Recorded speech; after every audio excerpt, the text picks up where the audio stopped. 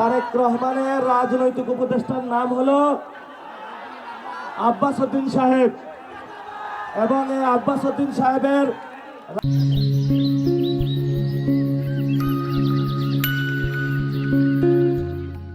বোনেরা এসেছেন, আপনাদেরকে অসংখ্য ধন্যবাদ। ক্ষমা সুন্দর দৃষ্টিতে দেখবেন, আমরা হয়তো ভালো ইফতারের ব্যবস্থা করতে পারি নাই।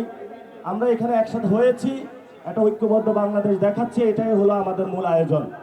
সম্মানিত উপস্থিতি, আমি স্পেসিফিক আকারে বলতে চাই, বাংলাদেশে গণতন্ত্র মুক্তি পায় নাই।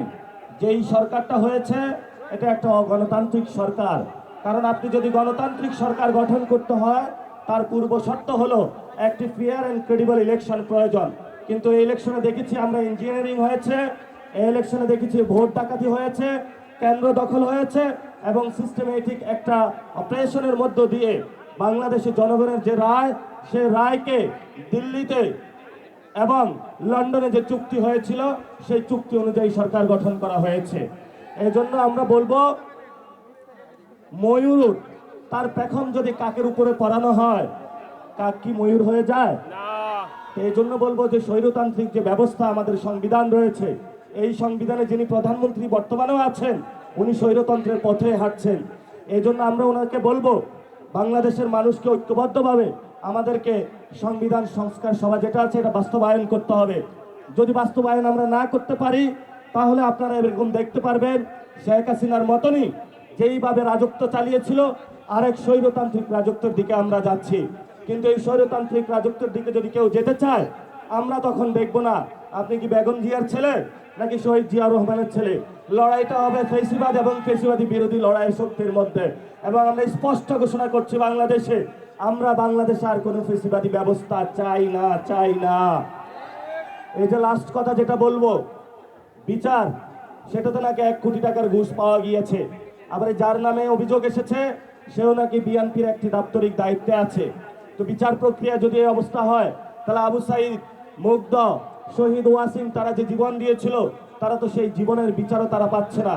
এই বাংলাদেশ আমরা দেখতে চাই না। নতুন করে কথা এসেছে যে শেখ হাসিনা নাকি ভুল বুঝানো হইতো, তাকে কারা উপদেশ দিত।